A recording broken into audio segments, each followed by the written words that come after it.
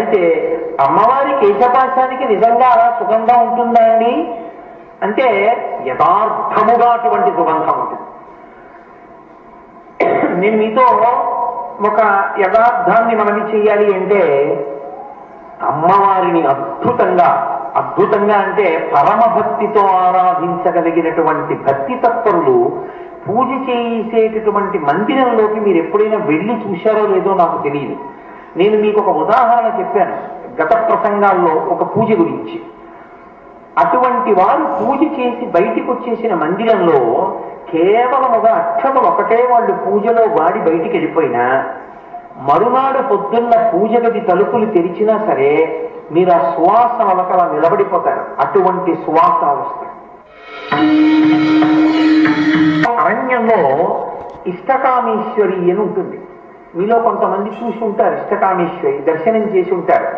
అమ్మవారి నుదురు దగ్గరికి వెళ్ళి ఇలా వేలితో ముట్టుకుంటే మెత్తగా అలా లోపలికి వెడుతుంది. మనిషి శరీరం ఎలా ఉంటుందో అలాగే వెడుతుంది. ఆవిడ ఇష్టకామేశ్వరి అలాగే ఉంటుంది. ఇష్టకామేశ్వరి మూర్తి మీకు ఇంకెక్కడ కనపడదు, అసలు చేతిలో శివలింగం పట్టుకుని ఉంటుంది.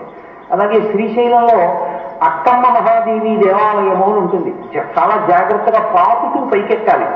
అక్కడికి వెళ్ళి నిలబడితే అటువంటి సుగంధపు వాసనలు ఎక్కడా ఉండవు అంటారు. అటువంటి సువాసనలు వెదజల్లుతూ ఉంటుంది.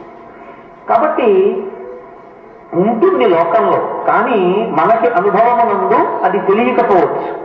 కాబట్టి అమ్మవారి జుట్టుకి సహజ సుగంధం, సహజముపలబ్ధం సుమనసో, తల్లి నీ యొక్క కేశపాశమునకు సహజమైన సుగంధమున్నది. శ్రీకాళహస్తి మాహాత్మ్యము అని దూర్జటి ప్రత్యేకంగా ఒక గ్రంథాన్ని చేశారు. అద్భుతమైన గ్రంథం. మహానుభావుడు ఎంత గొప్ప రచన చేశారు.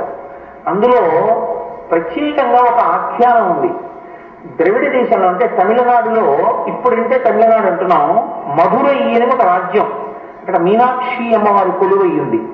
మీనాక్షి అమ్మవారు కొలువై ఉన్నటువంటి మధురై రాజ్యాన్ని పాండ్యరాజు పరిపాలిస్తున్నాడు. పాండ్యరాజు పరిపాలించేటటువంటి కాలంలో అక్కడ ఒక విచిత్రం జరిగింది. అగస్త్య మహర్షి వచ్చారు. ఆయనే ద్రవిడ భాషకంతటికీ కూడా ఆధారమైన వారు ఆయనే. అటువంటి అగస్త్య మహర్షి అక్కడికి వచ్చి ఒక శంఖ పలకాన్ని ఒకదాన్ని తయారు చేశారు. ఆయన తపశ్శక్తితో తయారు చేసి పాండ్యరాజుకు బహూకరించారు.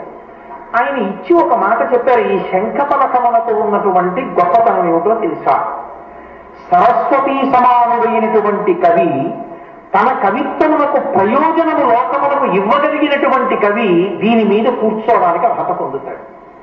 ఒకవేళ ఒకరికన్నా ఎక్కువ